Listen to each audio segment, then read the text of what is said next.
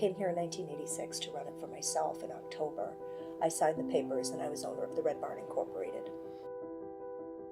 People come in here for the experience, more so than I think anything else. And they love the fact that somebody's actually taking the time to listen. Find that balance between doing what you love that isn't really work, that might pay the bills, and more importantly, can resonate with people and actually to some extent help people. That's pretty rewarding. Without my customers, I would be doing what I don't love, guaranteed. Good evening. Welcome to a regularly scheduled meeting of the Waterville City Council. If anybody would like an agenda, they're in the plastic sleeve out back. Before we go any farther, I am going to ask our chairman to please stand and lead us in the pledge. I pledge allegiance to the flag of the United States of America and to the republic for which it stands, one nation, under God, indivisible, with liberty and justice for all. First up is community notes. Community notes is a time where if anybody has something they would like to say or speak about that is not already slated on the agenda for tonight, now would be the time to do it. And we just ask you to come to the podium, tell us your name and what you have to say. Wow. You are eager. I'm so excited. I'm Hillary Koch. I'm from Ward 1, and I had no idea that I might be cut off. I won't go much over 3, but I'm wondering if there's any way I can... Yes, we don't, I'm not having... Will someone relinquish time just in case? Just go ahead. I've never spoken here. Thank you. So my name is Hillary Koch, and I'm a resident of Waterville. I live in Ward 1. Some people here know me, and some of the challenges that my family has faced with my youngest son's health, pretty much since the day we moved here to Waterville over 10 years ago. Some of your children have played with me as a teacher at Mount Mercy. Some of your children play with my children, either in preschool or at school. In fact, some of your children wrote get well cards for my son, who had 3 surgeries last year. In fact, Mayor is her son. It was one of the kids last year, his entire class wrote a get well card for my son. Friends from our church and work have brought meals and cookies, DVDs, and even offered babysitting to lighten our load.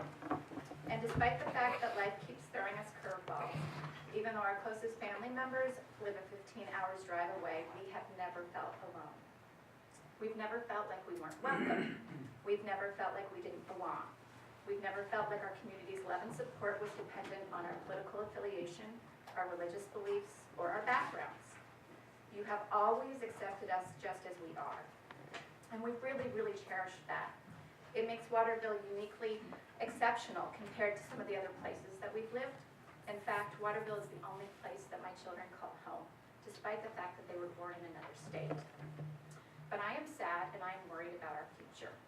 I've held on to my faith in our democracy and my hometown roots here in Waterville. Yet last week I read about the plight of the St. Martin family, and I wondered how Waterville would respond.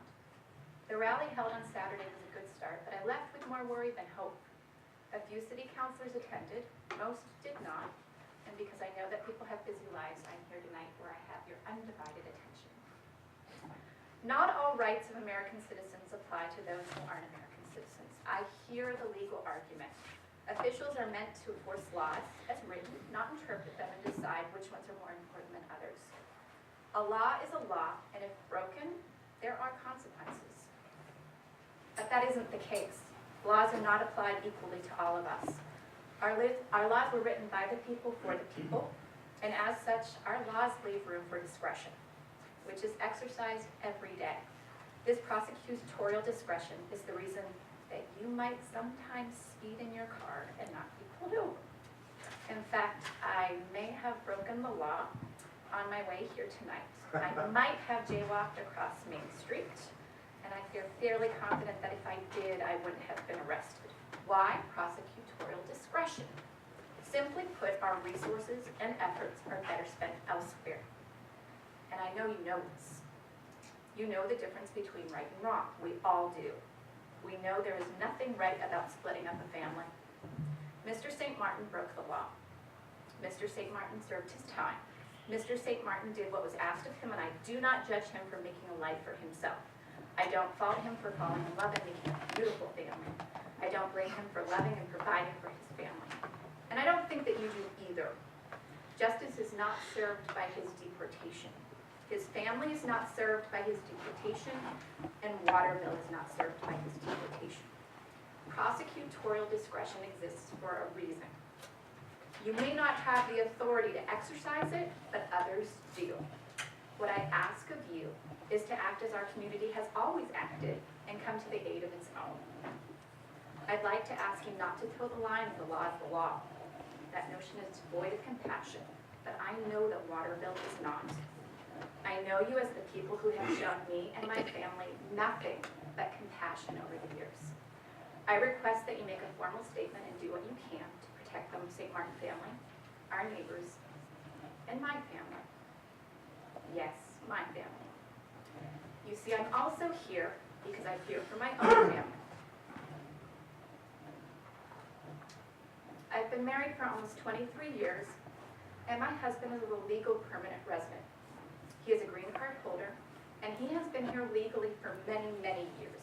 He has not broken any laws. But now I worry, will he be next? What happens if he rolls through a stop sign? Will I need to come back here begging for your help? Will it be my children crying themselves to sleep, wondering how we will all continue without my husband's income? Will we be forced to choose between keeping our family together in another country or keeping our world-class neurosurgeon in Boston? We are not robots. We are people, we are your neighbors, we are the St. Martins, and we all need to stick together. Families need to stay together. Waterville needs to stand together. Partisan politics have no place in matters of the heart. Certainly not when our laws leave an opening precisely for such compassion. So I'm asking you, please don't fail the St. Martin family, please don't fail me, and please don't fail Waterville. Thank you. Thank you.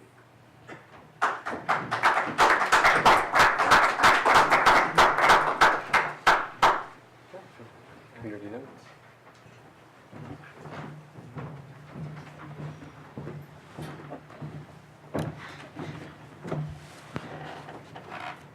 Thank you. Hi, I'm Andrew Ayers. I live in Waterville on Ward 6, and I just wanted to discuss the laws pertaining to sex offenders. And I was recently told that Waterville has made a conscious decision not to pursue state law that they are allowed to pursue.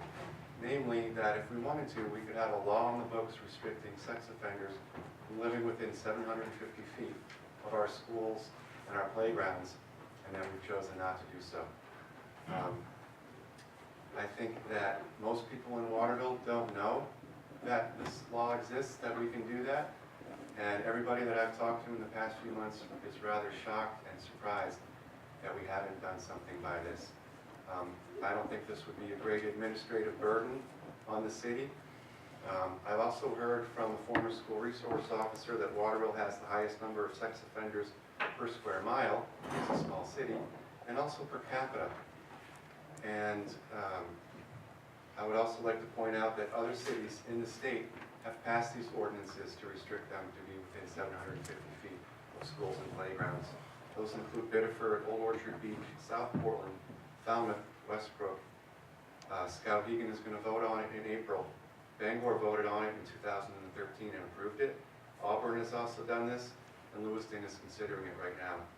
Yarmouth, when they considered it, the city council voted to not pass the ordinance, and a resident of the town got signatures and petitioned to have a vote, and citizens voted 4-1 to pass the ordinance. So I think it shows what citizens want. So I think that the city council should consider what your constituents and the residents of Waterville would like to have and what would help them. I know that some arguments against passing this law are that, including the ACLU, says that 93% of victims know their perpetrators. But I would say, what about the other 7%? Others would say it's harder for police to keep track of where they're actually living if they're not in a tight area.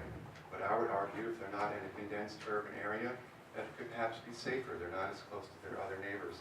And finally, others would say that it's harder for sex offenders to fit back into society and get jobs. But I would, finally, I would ask you that I would say that people of Waterville would be shocked and disappointed to learn that we seem to be making more of an effort to harbor and protect sex offenders than we are our young children. So I would ask that you consider and discuss this perhaps in your next meeting, and consider passing a law to enact this in the city of Waterville. And I thank you for your time. Thank you.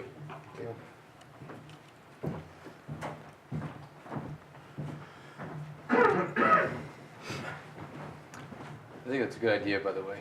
Thank you. I think it does. I think it wouldn't hurt to send the message to sex offenders that we don't want you here. And frankly, if you are here, you're not very welcome here. And I think it ties in well with the revitalization, taking some control. Good evening. Is this thing on? Can you hear myself? It's really for the camera. So. Oh, it's really for the camera? Yeah. Good evening, Todd Martin, Ward 6. That was weird, sorry. That's all right. I'm used to the legislature. Sometimes it is on, so. Just here to give a really quick update on our efforts to pass an ordinance in town to ban plastic shopping bags at certain businesses. Our committee has been meeting for the last couple of months. We have monthly meetings at City Hall. We've held a number of educational events over the last few months. I presented at the Waterville Council, Volume 26, at Thomas College in the Span Commons Room a few weeks ago. There were about 200, 250 people there. So that was a really great opportunity to talk about how plastic bags are ubiquitous in our society. They're costly for businesses to hand out for free, and they're bad for our environment. We've shown the documentary film Bag It about plastic bags and other single-use plastic 4 times in our community already. This past Saturday we showed it at Railroad Square for free. We had about 30 people come out to see the film. We have a few more screenings at the synagogue in town and the Congregational Church, and hopefully tomorrow the South End Teen Center, but I think we're going to be snowed out. So hopefully we can reschedule that. And our next committee meeting is on February 15th, which is next Thursday, to continue to talk about our proposal. I attended the South End Neighborhood Association meeting a few months ago, and we had a really great dialogue about how this ordinance can actually better serve the community. One of the great things that come out of that meeting was a suggestion that we only suggest banning plastic shopping bags at stores in Waterville with a 10,000 square foot or larger footprint. Either they own or lease that property. I think a quick estimate, probably 70% of the plastic shopping bags in our community come from 6 large big box stores. The grocery stores in town, Martin's, Home Depot, Walmart, Hannaford and Shaw's. I think those are the businesses where most of these bags are coming from. And I think that having the ordinance apply to fewer businesses in Waterville would make the impact of this on more people, would have less impact on more people, but would get the same thing accomplished. So having the ordinance apply to fewer businesses where more of the shopping bags are coming from. So that's our idea, and that idea was passed in Falmouth a few years ago. I'm meeting with Kimberly Darling, who's the sustainability coordinator of Falmouth, on Thursday, to talk about how their ordinance went, how they sought input from the business community in passing their ordinance. So just a quick update on some of our activities. Again, we're taking this very slowly.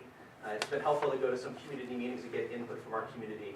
And I think that 10,000 square foot rule is great input to reflect that we're listening to the community. Last note, I have free reusable shopping bags here for anybody who wants one. This ordinance is meant to encourage people to bring these from home. We all have 50 of them, but we don't bring them in our car to the grocery store. Remember to do this. Tomorrow morning is crash morning for me, and I have to put this in my car. That's what I do. So anyway, I have a bunch of bags over there if you'd like one. Thank you. Thank you. All right, thanks.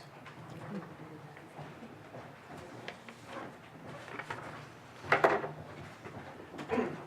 name is Scott Mack. I'm a water resident. I'm here tonight with the Central Maine 4th of July. Just to let everybody know that one of our annual biggest fundraisers is coming up April 28th over at the Winslow VFW. It's our annual Spring Fling Dance and Silent Auction. We are going to have live music by The Fossils, which we've had them play before. They're an amazing band. They do a lot of 60s, 70s music, a little 80s mixed in. They're phenomenal. Tickets are $10 a piece. If you want information on how to get tickets, we have a Facebook event page created. Just go to Facebook, type in Spring Fling Dance and Silent Auction. It should come up. You'll see our big 4th of July, Central Maine 4th of July logo. Again, say the date is April 28th over at the Winslow VFW starting at 8 p.m. It's a great time. Come out and all the proceeds will help keep the events free to the public. And we're starting to gather some great auction items from a lot of local businesses. So, thank you. Thank you.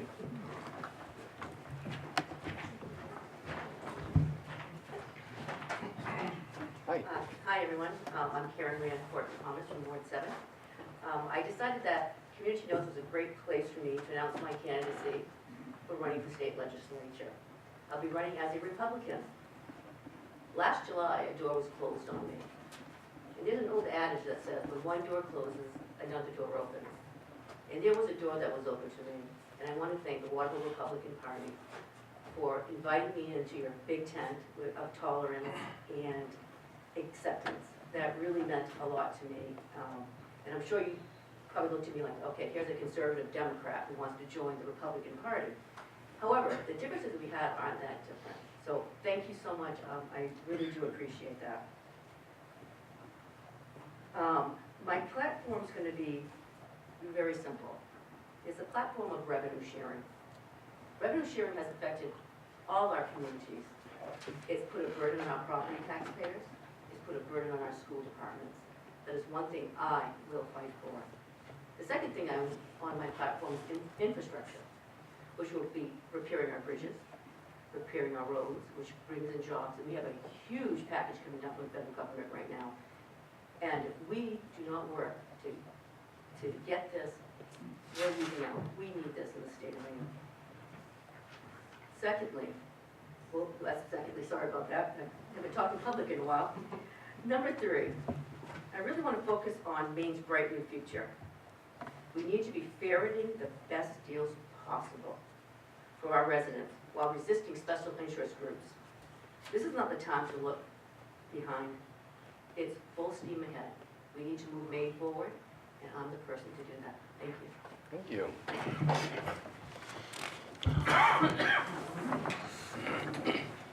Julian Payne, Ward 5. I just wanted to speak very quickly about the green card process.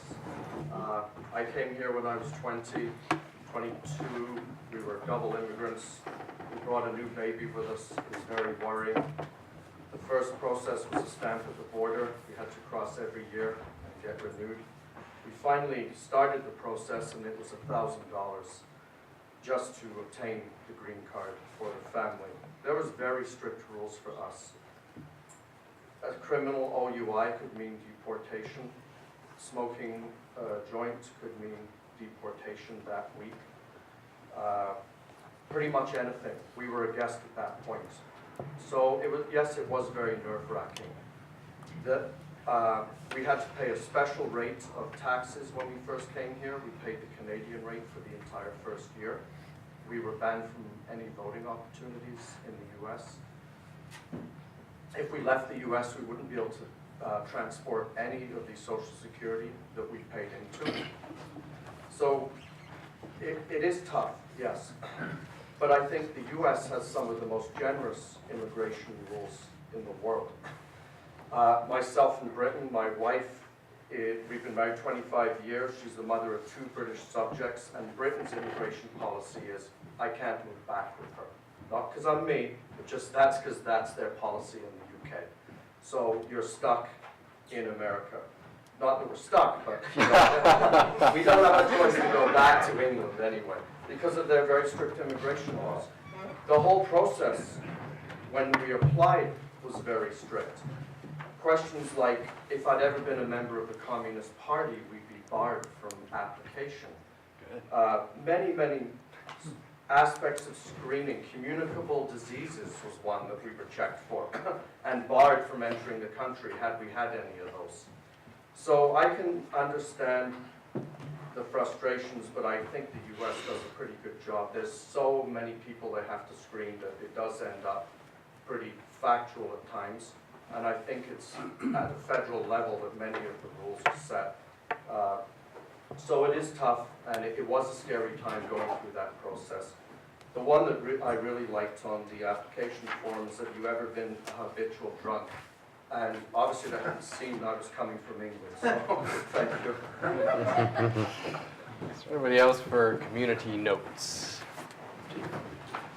Chief Master, if I can make a quick follow-up comment on the sex offender ordinance. The state does allow the city to adopt a sex offender restriction ordinance, but it only applies for those offenders who committed a crime against a child under 14. So it's not all sex offenders. I just want to make you aware that if you go ahead and pass that ordinance, it'll only apply to those offenders who have committed a sex crime against a child under 13. And that's why they can't live by schools or playgrounds or areas that typically have children. So we can't ban them from the city, though.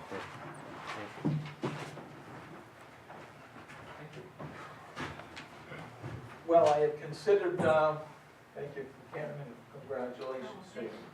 I had considered the same announcement a few weeks back. She spurred me to do this, so I also want to make my announcement, which I have publicly on Facebook. How more public can you get than that? It's Facebook official, man. And I know some of you have already liked my page, and that doesn't commit you to vote for me, so. But I am pleased also to announce my candidacy as a Democrat for the Maine State Representative in District 109. I was born and raised in Waterville, and this has been the wonderful community in which my wife and I chose to raise our 2 children as well. I believe I can make a difference for the city in the Maine House of Representatives, and I commit to working across party lines to make our city and state stronger. I currently serve on a number of boards and committees, including the planning board here in the city of Waterville, the Taconic Federal Credit Union Board of Directors, the Mid-Maine Chamber of Commerce Membership Services Committee, the Inland Hospital Patient and Family Advisory Committee, and the Mid-Maine Technical Center Tech Advisory Committee. Currently serving on these committees and institutions as well as past services with other organizations, I believe has given me vital knowledge and experience which will help me to represent the people of Waterville. And I look for your support and any advice. So thank you, and thank you, councilors, for the job you're doing for the city. Do you just want to state your name publicly? Yeah, okay, that's a good idea. Smart aleck nephew up here. Well, you know, there may be some. Oh, you might want to let people know you're related to that guy. I don't know. Thank you anyway. Did I say that was Bruce Wayne? No. Thank you anyway. We all know who you are, Bruce. I know. He's got to promise a better attendance rate. Oh, I should have put my name. All right. Steve Soul. I don't know if I can do this, but can I ask the chief a question about what he explained to us, or is this not the time? Why don't we ask it another time so we can move the meeting forward? Right now, when we're going to move on to the disclosure of the conflict of interest, is there anybody on the council who feels they have a conflict of interest with any votes they're going to take tonight? Councilor Champagne? I'll be abstaining from Resolution 30-2018. Okay. Anybody else? All right, moving on with the approval of consent agenda. Can I have a motion for the approval of the consent agenda? So moved. Second. All in favor? Moving on to unfinished business, ordinance 92, 2017. Move to read by title only. Second. All in favor? An ordinance providing for adoption of an ethics ordinance. Move to adopt. Second. Is there any discussion? All right, can I get a roll call, Pat? Whoops, there was up there. Oh, there was. Yes, why don't you come on up and... Oh. Can I just be brief? It's really far away. No, you can't, because we need it on the record. Thanks.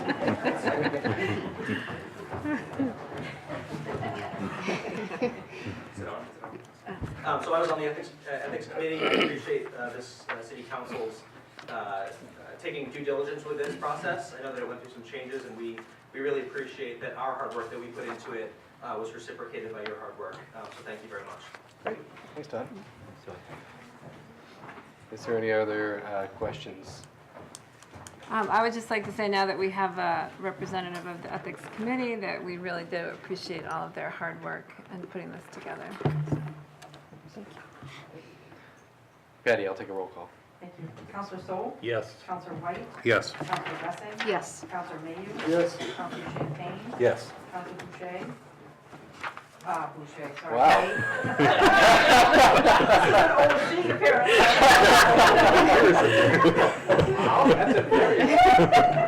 I try to reuse them. Counselor Tate says yes. Counselor Tate, did you say Yes. yes? Somebody needs to let Dana know. Yes. 7 in favor and 0 opposed. Boucher, did he vote? Boucher is absent. Okay. We're going to move on to Order 22, 2018. Move to read by title only, please. Second. All in favor? An order providing for approval of forfeiture. Move to adopt. Second. Is there any discussion? Take a roll call, Patty. Okay. Counselor Sol? Yes. Counselor White? Yes. Counselor Blessing? Yes. Counselor Mayhew? Yes. Counselor Champagne? Yes. Counselor Tate? Yes. Counselor Dupont? Yes. Voted 7 in favor and 0 opposed. Next Order 23, 2018. Move to read by title only. Second. All in favor? An order providing for approval of forfeiture. Move to adopt. Second. Is there any discussion? I'll take a roll call. Counselor Sol? Yes. Counselor White? Yes. Counselor Blessing? Yes. Counselor Mayhew? Yes. Counselor Champagne? Yes. Counselor Tate? Yes. Counselor Dupont? Yes. Voted 7 in favor and 0 opposed. Moving on to Order 24, 2018. Move to read by title only. Second. All in favor? All right, taking a motion to adopt. Motion to adopt. Second. Okay. We haven't had it read by title only. All right. An order providing for acceptance of donations for the Riverwalk project. Now move to adopt. Move to adopt.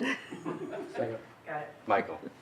Well, I stand before you a little red-faced because our city attorney reminded me, we already have a policy for donations in place.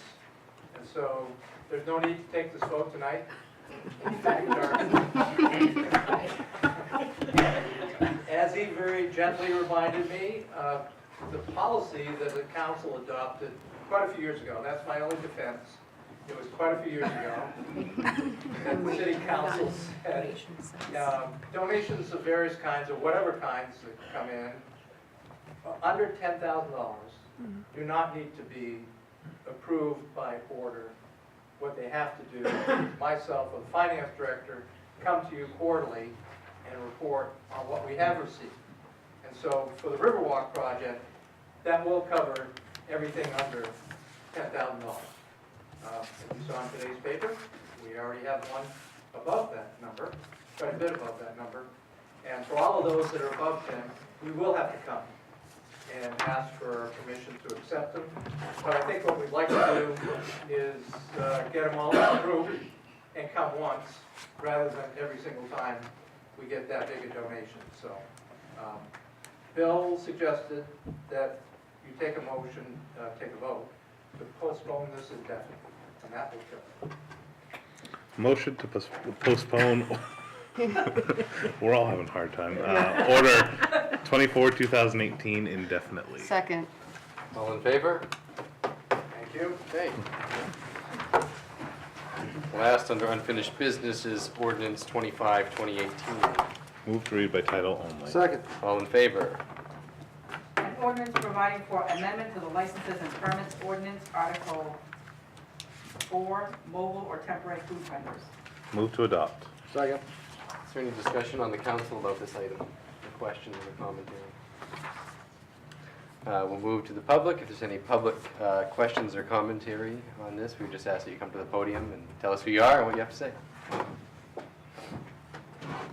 So, my name is Sylvie Boisvert, and I have a food truck as well as work for another food truck company, so I just wanted to come in case anyone had any questions about what it is that they might like to amend to change the current ordinance, which we know because we've tried to get permits to be here in Waterville.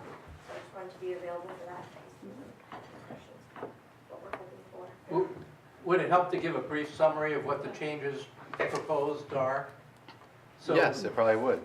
Okay, at the last meeting, what we talked about are changes that our city clerk Patty had come forward with, because the clerk's office is the one that handles all the applications for mobile food vendors. And the ordinance in place currently says that you're prohibited from the immediate downtown area, number one. And number two, if you want to locate, you can't be within 250 feet of an existing food operation that offers food similar to what the mobile food vendor might have. So there are a number of problems with, I think, the way that ordinance was written in terms of interpretation. How do you measure the 250 feet? From what point to what point? So the change that Patty suggested made that a lot more clear. And also, I think, made it more clear that if a food vendor comes in, a mobile food vendor comes in, is within the 250-foot circle, but is not in conflict with what the other fixed operation is offering for food, that she can issue the permit for the mobile food vendor. There's no clear conflict before all decisions have to come here. So I think that streamlined it, and that if it's clear that there's no conflict on the food, then the clerk's office can issue a permit, off you go. If there is a perceived conflict, then we're required to notify the business that's, offering food, and let them know there'll be a public meeting, hearing, and give them the opportunity to come in and explain why they think it's a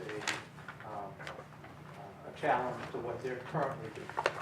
And our biggest question would be, because we did come in and Deb sick today, but she's the one that came to talk to you, is things like Taste of Waterville, the International Film Festival. There are other opportunities for food events that come down, and does that permitting style still apply? No, actually, this change also clarifies that, because there are events such as the Taste of Waterville and things like that, that the mobile food vendors that come in fall under the umbrella of the assembly permit. So that won't change. So that won't change at all. So essentially they're exempt for that one-day event. But we still come to you, or we go directly to Taste of Waterville? We would direct you to Taste of Waterville. If you came in and said you wanted to sell food at that event, we would direct you to the organizer, and it would fall under their umbrella. Perfect, so that's not changing? No. Perfect. And then you'll have the changes available after 2 months for those. Yeah. Yep. Okay, great. And so if anyone else has any questions? I just have a question about the boundaries of the ordinance. Now, I assume this does not affect Hedda Falls, that the parking lot at Hedda Falls could be an area where food trucks could go. Because Right. The downtown business district, which prohibits mobile food vendors, does not include Hedda Falls. Yep. Or the Hathaway parking lot. If that side of the river is not included in the downtown, the description of the downtown business area. As the ordinance as it's written now would actually not allow multiple vendors in a row either for mobile food vendors, because Right. selling similar type foods within 250 feet was prohibited. But this clarifies also that it's 250 feet of an established business, not another food vendor. So that would allow, Multiple right, mobile mobile vendors to to be be set up side in a by row. side. Now, this is a side question. Does this same sort of rule apply to established restaurants? You know, a pizza No. place opening within 250 feet of a pizza place, or an Italian restaurant No. opening within 250 feet of an Italian restaurant? No, and the thought process behind that is that people who have brick and mortar establishments are paying taxes on those properties in the city of Waterville, and so a mobile food truck wouldn't necessarily have that kind of attachment. Though they do pay permit and Correct. fees and Yeah. license fees. Correct. and what have you, they do pay taxes just in a different way. Yes. Yeah. Yes. Can I ask what kind of food you're gonna sell? We have a variety of different food trucks, but we're the Stone Box Creamery Ice Cream, and also Deb Vermette's Food to Farm the food truck, which does home run. No plastic bags, right? Okay, Include food trucks in the ordinance. we're gonna, 10,000 square feet. Patty, can I get a roll call? Yes. Counselor Sol, Yes. Counselor White, Yes. Counselor Weston. Yes. Counselor Mayhew, Yes. Counselor Champagne, Yes. Counselor Tate, Yes. Counselor Dupont, Yes. 47 in favor and 0 opposed. Moving on to new business, we have resolution 27, 2018. A resolution providing for appointing Todd Martin to the Ethics Committee, be it resolved by the City Council of the City of Waterville, acting as municipal officers as follows, that the City Council hereby authorizes the appointment of Todd Martin to the Ethics Committee with a term to expire in 2020. Move to adopt. Second. Any discussion? Thank you. Okay. Go Thank- team. All in favor? Great. Thanks, Todd. Thank you for your service. I'm leaving a pile of plastic bags or.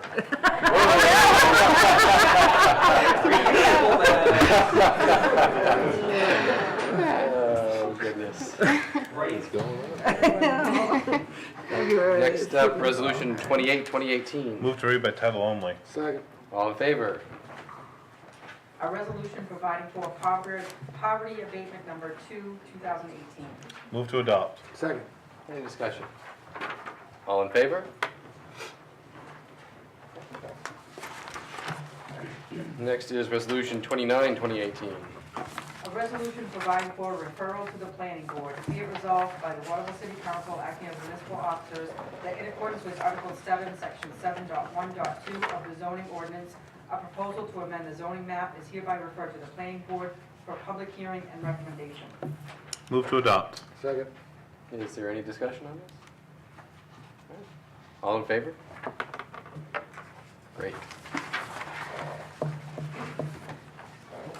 Next, resolution 30, 2018. A resolution providing for closure of Common Street Farmers Market. Be it resolved by the City Council of the City of Waterville acting as municipal officers as follows, that the city agrees to close Common Street every Thursday afternoon from 11 a.m. to 7:30 p.m. from April 26th through November 15th for the 2018 season.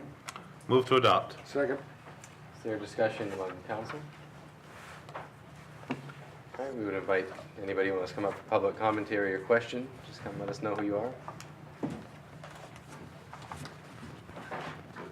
Hi, my name's Hannah Tierney. I farm in Palmyra and live there as well. I'm the chairman of the Maine Federation of Farmers Markets, the chairman of the Portland Farmers Market, and the hat I'm wearing tonight is the chairman of the Downtown Waterville Farmers Market. First, I'd like to thank you all for allowing me to speak tonight.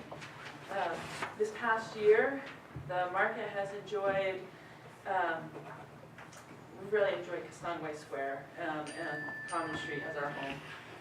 We found the shade luxurious, the protection from the wind amazing, the lighting on the late fall evenings ideal, and finally the park itself for people to enjoy reading, playing, relaxing was wonderful. So thank you for that opportunity. The road was closed by volunteer, right there, thank you, at 11 o'clock, and most weeks that was plenty of time to get the road clear. We allowed vehicles to start parking on the street again shortly after 6.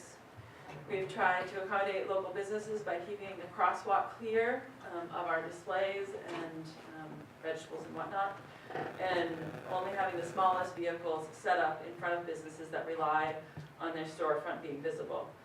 We also have welcomed the businesses on Common Street to display sandwich boards in the market's walkway to direct traffic towards their businesses.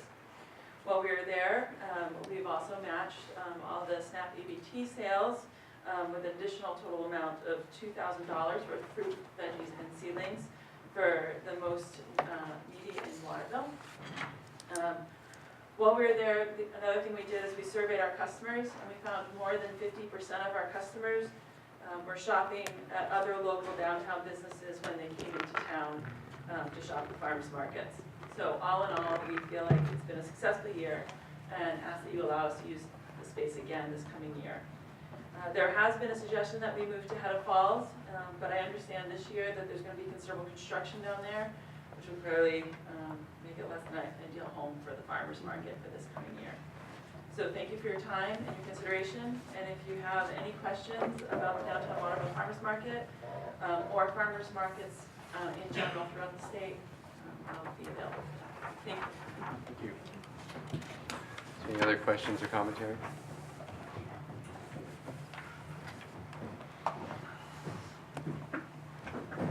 Good evening. My name is Grow, City Councilors. My name is Bill Mitchell. I live in Ward 4 and also work in Waterville. I happen to own GHM Insurance Agency in downtown, as well as the Proper Pig on Common Street and the two buildings from 14 to 24 Common Street as well. Last year at this time, I stood here very much in favor of the farmers market located in Castonguay Square. And I philosophically still agree that the Castonguay Square space should be used for community gatherings, such as the farmers market and other events that take place potentially in the course of the year. The problem was that, and I'm not opposed to closing Common Street for special events. I've actually spoken in favor of several in front of this council and others about that. But it's about how the space is laid out, if you will. And initially, when the farmers market set up, they virtually blocked the Proper Pig. At that time, there were no other businesses besides A. Hodgson.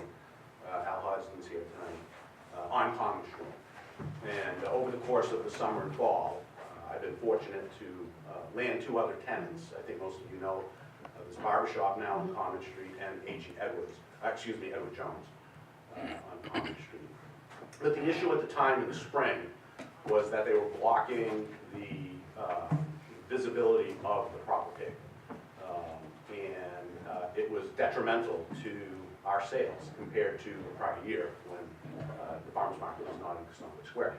So at the time, as you recall, Waterville Main Street was in charge of this event, but was also somewhat in disarray. Leadership was a little weak and things were sort of breaking down. And Tracy O'Clair made a good faith effort to talk with the farmers market, who made some minor adjustments. They moved the big cube truck from in front of our storefront, but all the other smaller vehicles, as we've heard, remain there. And it was still a visible impairment to our storefront. What I had asked at the time, probably 3 or 4 times, was to just simply mirror that layout the other way, go on the other side of Common Street, so that the sidewalk is fully exposed and the southern half of Common Street would be pedestrian friendly, if you will. We were prepared to put out tables and participate in that event, but because of the way it was laid out and the unwillingness of the farmers market, which again, I'm very much in support of. I want to make sure I'm perfectly clear on that. I think it's a great thing for downtown Waterville. So I would rather resolve this in a very friendly way. But they weren't willing to do that. And I know there are reasons why they explained it. I don't agree with that. So I believe there are alternatives.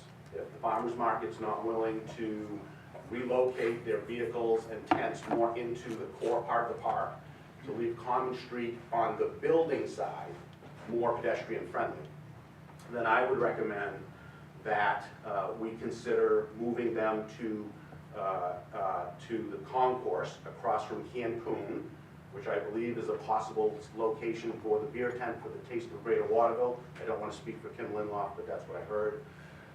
That could be a good spot, or on Silver Street. Let's see how those folks feel about having their street shut down. I'm in favor of it from time to time for the right events, but not when it's detrimental to the businesses that are there paying taxes on a regular basis. So I'm asking the council to take my comments into consideration before just approving it without a very specific floor plan, if you will, of what this is going to look like, so it's not detrimental. The Proper Pig, A&L Barbershop, and Edward Jones cannot afford to have our revenues And I don't think anybody in this room wants that to happen, right? I don't think that at all. But we can't afford to have that happen. We want viable businesses in our downtown. They have to have full exposure and cooperation from everybody that's involved in the process. So, thank you. Thank you. Sorry, how about you next, Councilor Stoll?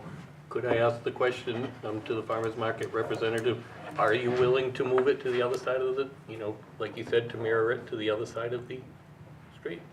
It's not a fair answer,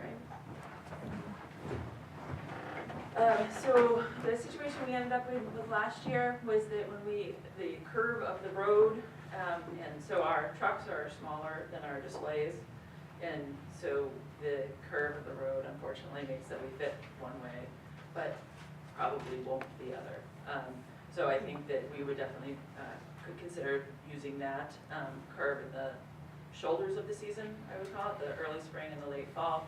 But I think during the peak season, when all the berries and all the fruit is in and all the vegetables, I don't believe that we would fit that way. Can I just ask, I know a lot of times when you come in, there's timelines that you have because you're looking at when to get printed materials out. What is that timeline look like of when, because I'll be honest, I'm guessing there's probably going to be some discomfort because there's no way that there's going to be, I'm guessing, a perfect resolution in a public debate forum like this, rather than getting people, you know, to come in downtown and to have a discussion and to kind of look at these things a little bit closer. What is that timeline for you? So, you know, there's a couple decisions that are major made. One is if we allow new vendors to let the market grow or to replace ones that might have left, that kind of thing. That happens in March. And we have not let in the past year because we were concerned we might fit. Didn't want to get any bigger until we found out if we did or not. And the other thing is, you know, contact with people. And we've missed that deadline already. You know, that's, I call it tomato season, is when we want to tell people if we're going to need somewhere different the next year, we want to tell them in tomato season when all those people are in front of us and we can verbally spread the word of mouth. So, I mean, we're in the season where it'd be great to know, definitely by the beginning of April. If we didn't know, that would be negative impact on the market. Okay.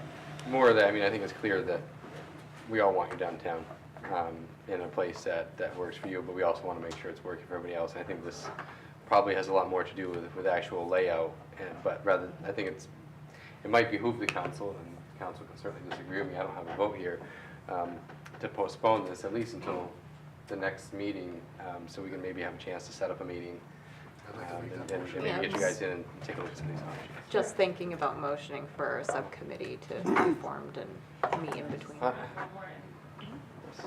just have one more question. As we turn, the other thing that I would really want to be attentive to is accessibility and the curb, making sure if we fit that way that we aren't asking our customers all to go up and over the curb, as we have so many people who come in wheelchairs, strollers, disabled folks. We just want to make sure that the accessibility is solid. Isn't there a curb on both sides of the street? There is, but we might not, because of the angle of the road, I have concerns that would push us further, closer to that curb if we set up facing the storefront. Great. Mr. Hodgson, I know you've been waiting for, make sure you get up here next. Thank you. Yeah. Good evening, Mayor Isgrove, council members. I'm Al Hodgson, the last building on the Common Street. But I have to reiterate a lot of what Bill has said.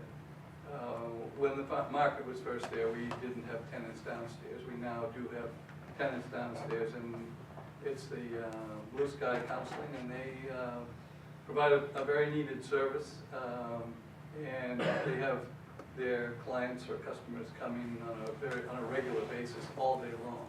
They probably handle as many as 30 to 50 people a day. It made a little bit of a problem whenever the street is shut off. It makes it very difficult to get there because it's hard to stop on Front Street.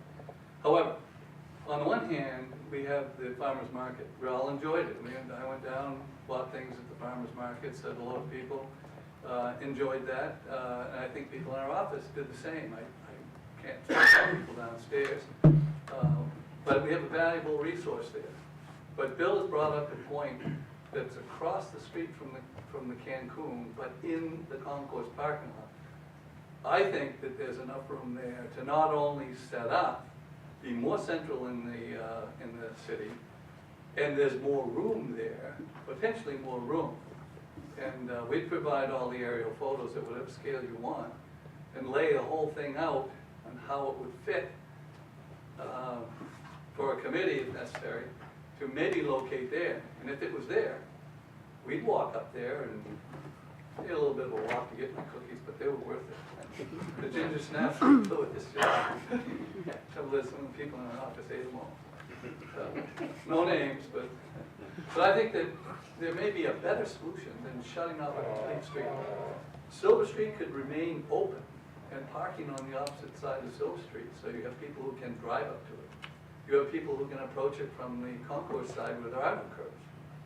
It has a lot of advantages, and that's what I think would work on that. It's a different location, but I think it would work better. Thank you. Yes, Julian. Julian Payne, Ward 5. I use the farmers market. I go in the summer, take the dog down, and it is a great spot. I know Edward Jones, they moved to Waterville expecting a business-friendly environment. He was actually the guy I use in Oakland. He manages my $10 for me. And it seems like a precedent has already been set, though, with the food vendors, that the premise of the permit was the food vendors should not be in the area where established brick-and-mortar tax-paying businesses are. So it's, you know, the council set that precedent with the food vendors. It seems like that's a follow-through precedent for a farmer's market as well. That to set up a movable business near a brick-and-mortar tax-paying store, they've already voted on similar, and maybe it could fall under the same umbrella as traveling institutions or office services. It's a traveling food vendor. Thank you. I guess I would just ask if we have a counselor who's willing to spearhead this, because I worry that if we start forming committees, nothing's going to actually happen. But I'm happy to be the person to spearhead this if nobody has the time or desire to do so. Because I think as the Ward 6 representative, I'd be happy to take this on. I think the main thing that I would want to put out there at this point is that I think there's goodwill on all sides. I think we're tremendously excited about the businesses, the Proper Pig and the other businesses on Common Street. We're equally excited about the farmers market and want to make sure that everybody has the opportunity to come together for a solution, as I've said before in this space, that people are equally unhappy about and can live with. So I'd be happy to arrange those meetings if that would be agreeable. I don't know what that would be called, what the mechanism of it is. I think it would be called, you send a couple emails in the next week or so and just make it happen. Okay, I can do that. If the council is agreeable to that. Can I get a motion? Do we see more than 2 weeks needed for this? Does anybody? It would probably depend on the availability. But we can always postpone again, but rather than table it further, could we just table this to our next meeting in February? I make the motion to table. Second. Next meeting. Was that a second? All in favor? Great. Great. Thank you. Next up is Resolution 31, 2018. Move to read by title only. Can I get a second? Second. All in favor? A resolution providing for waiver of foreclosure of municipal taxes. Move to adopt. Second. Is there any discussion? All in favor? Next, Resolution 32, 2018. A resolution providing for appointing Tammy Gould to the Waterville Public Library trustees. Be resolved by the City Council of the City of Waterville, acting as municipal officers as follows. That the City Council hereby authorize the appointment of Tammy Gould to the Waterville Public Library trustees with a term to expire in 2021. Move to adopt. Second. Any discussion? All right, all in favor? Mike? Yes.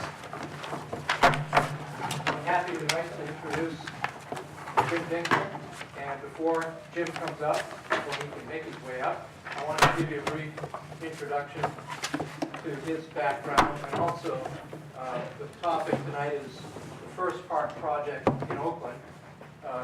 Jim is our new executive director of the Kennebec Regional Development Authority, and First Park is a project of Kennebec Regional Development Authority. Most people refer to that whole thing as First Park, but in fact, we have an authority that is composed of 24 member towns. Waterville, by far, being the largest member town out of the 24. So we're back in 2000, 1999, 2000 time period. The 24 towns bonded to form an authority, Kennebec Regional Development Authority, in order to develop a campus-like park. That park was located in Oakland, is located in Oakland. At the time, I was the manager in Oakland, and we learned of this opportunity from the state. The state of Maine, back in the late 1990s, had conceived of the idea of developing a campus-like park where the businesses of tomorrow, back then technology, finance, healthcare, other industries, would want to come and locate it in a business park. And so the state put up a very sizable amount of money as a competition to any community in the state of Maine that could come forward with a plan to develop a park. And Oakland was the community chosen statewide, the first park. And it was really chosen because of the strength of the 24 towns that bonded. So since 2001, City of Waterville, along with 23 other towns, have been contributing to the development of First Park. And some people might say, well, in 16 or 17 years, you haven't done very much, because you had 22 lots for sale and you've only sold 6 or 7. That may be true, but we've also attracted the largest economic development project in Central Maine District. I challenge anyone to come up with a project that has provided, well, at one time, over 800 jobs, presently 700 jobs at T-Mobile. So T-Mobile came into the park in 2007, and in very rough terms, in terms of average wages, which we figure to be, on average, about $25,000 a year. When you take $25,000 and multiply it by 700 people, you get $17 million a year coming from away into Oakland, Waterville area. So that $17 million a year for 10 years has provided a tremendous boost to Central Maine. And so Jim is going to talk about his efforts to get another T-Mobile or any other businesses that want to locate in First Park. But I just wanted to make it clear that the amount of jobs and the amount of revenue brought into this region by or through the development of First Park has been bigger than any other economic development thing that's happened. And we survived 2 very major traumatic events in this nation's history. Of course, the Great Recession in 2008. That certainly didn't help the park's development. In 2001, we had 9/11. 1 month after 9/11, the park road opened. We know what happened to the economy for 2 years, 3 years after 9/11. It was a very, very difficult time. And so the park had just opened. Fortunately, a few years later, T-Mobile came in. 2007, 2008, Great Recession hits. We're still working to get there with the park. And Jim, with his background, working many places in the nation on economic development projects, most recently in Arizona. I'm sorry about the weather you've come to. He came here in November from Arizona, and we didn't warn him, but he came anyway, and we're very glad he did, because we're hoping that with his experience, we're going to get if not another T-Mobile come in the first part, plenty of action happening.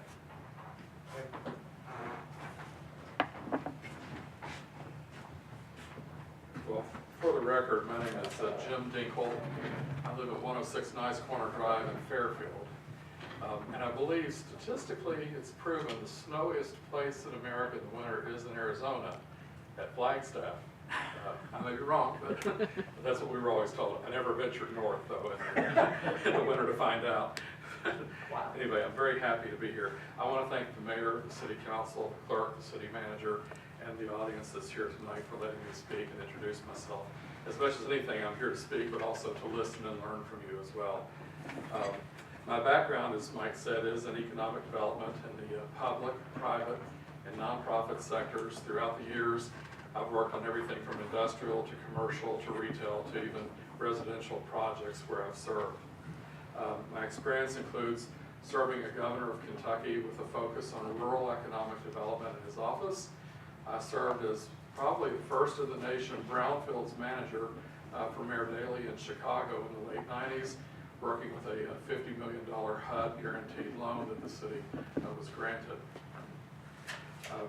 Another job that I had as well was with Burlington Northern Santa Fe, or BNSF Railway, which is basically a Western railroad, but it's the second largest railroad in the country.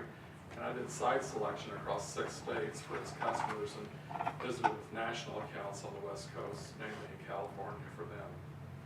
As Mike said, I moved here from Arizona, from Mesa, Arizona to be exact, but I am a native of Lexington, Kentucky, so if you detect a southern accent, it's from Kentucky. For anybody who is not familiar with First Park, as Mike said, it's been quite a few years since it's developed. It is at the northwest corner of Interstate 95 and Kennedy Memorial Drive in Oakland. The gateway to the park, the main entrance, I like to say, is between Abishon Hardware and Haskell Ford Lincoln. That's the main gateway. As Mike said, approximately 800 people, though, work in the park, including the 700 at T-Mobile, which arguably would make First Park the largest employer in the region when you add in Main General and the accounting firm that's located there, and at least one other business in the park. The tenants in the park, though, besides T-Mobile, LL Bean owns 2 parcels of land that they bought early. Main General has a presence there in several buildings, and the accounting firm of Perry Fitz, do you pronounce it Boulay? Boulay. Boulay, and Fitz are the principal employers and our tenant at First Park. We're officed in their building. First Park was originally 285 acres, and today about 200 acres remain for sale or lease, of which about 145 are actually developable land. An early economic impact analysis for the property projected that fully built out, it would employ as many as 4,000 people, ranging between 2,500 to 4,000 people. As I said, right now we sit at around 800 employees in the park. Among things that we're working on, we've ordered updated appraisals of the lots. We're also ordering an updated appraisal of what a buyer could maybe buy the entire park for, a developer. And that's, again, thinking a little bit outside the box, but not necessarily too far outside the box. Those appraisals will be performed during the month of May, and the sale to such a developer might be for a corporate headquarters, a campus setting, or some other permitted use. I want to make very clear, there are no such prospects on the horizon at this moment, but that's not to say there could be in the very near future. One thing that we're working on is updating and refreshing our website. We have retained the firm of Nancy Marshall Public Relations from Augusta. She is quite the Waterville fixture I've discovered when I go to lunch with her. Everybody seems to know her. She's a graduate of Colby College, and we're seeking, with her help, to make our website user-friendlier, specifically for site selectors, corporate real estate executives, developers, and brokers. We are targeting site selectors and real estate decision makers throughout the United States to consider First Park in Central Maine for startups, business expansions, and office relocations. And we are in the process as well of disseminating every Friday a newsletter of what's developing in First Park. And if you are not receiving that, I would enjoy getting maybe the council members' email addresses and putting you on that list. Mayor, I think you're on our list as well to receive that. But that's been a pretty powerful communications tool that we're using. As I said, it comes really literally from my desk every Friday afternoon. We installed new officers in June, of which Mike Roy is president, so we thank you for lending him to us from time to time to be our president. Steve Monselick from Redfield is our vice president. James Cherdak, or JJ as he's called, from Oakland is our treasurer. Doug Yulee from Sydney is the assistant treasurer. Peter Mills is the recording secretary from Cornville, and Howard Mehta from Winslow, who you may know from Inland Hospital, is our past immediate president and serves on our executive board. Financially speaking, First Park projects adequate cash flow for operations and debt service through the coming fiscal year without any additional borrowing or increasing the municipal assessments, which have remained unchanged at $587,000 since 2007. Annual revenue distributions to the 24 member communities that Mike mentioned this past year totaled nearly $260,000. Also, a copy of our audit, our financial statements are available as well through the city manager's office if you would like to review those. So I thank you for having me here this evening. I would welcome any questions or comments that you have. And I just want you to know that we take very seriously the fiduciary responsibility that we have to the taxpayers of those 24 communities and giving back and producing results. At the end of the day, it's all about those communities' return on that investment, which probably has been a little bit longer term than was first imagined over 15 years ago. But I think we're setting forth a pretty good strategic as well as marketing plan to build out the park at this point. And I'm here for the long haul. Yeah, I want to applaud, James, your appointment as the director of this authority. And definitely, First Park has been maligned with a set of different issues for a long time. And we definitely, the economic development in there is of highest priority, I think, for all 24 municipalities, and especially for Waterville having such a large stake there. So me being recently put on that committee as well, I have a great interest in seeing that and seeing a lot of new things go forward. And I think your leadership, I applaud it and I approve of it, and I think we need to get this ball rolling. And I think you're fully on board with that along with Mike, and I just think the future is very bright there. Well, thank you, and I failed to mention Steve as well as on our General Assembly, so thank both of you for your service as well. So. Yes. We're happy to have a fresh smiley face. Absolutely. Others in the room know what I'm talking about. So thank you. Coming all the way to Maine. Sorry, I'm Julian. I just had a real quick question. Do you see an increased growth potential for First Park with the new tax cuts that have gone in and deregulation across the country? That's a great question. It's a windshield question that I ask myself driving to work and going home at night. I still don't have an answer for that. I would hope that some companies would do it best and perhaps We're going to have an economic boom in this country. Right. Okay. So let me think about it a little bit Under the windshield. Great. Thank you. Very Thanks so much. Motion to adjourn.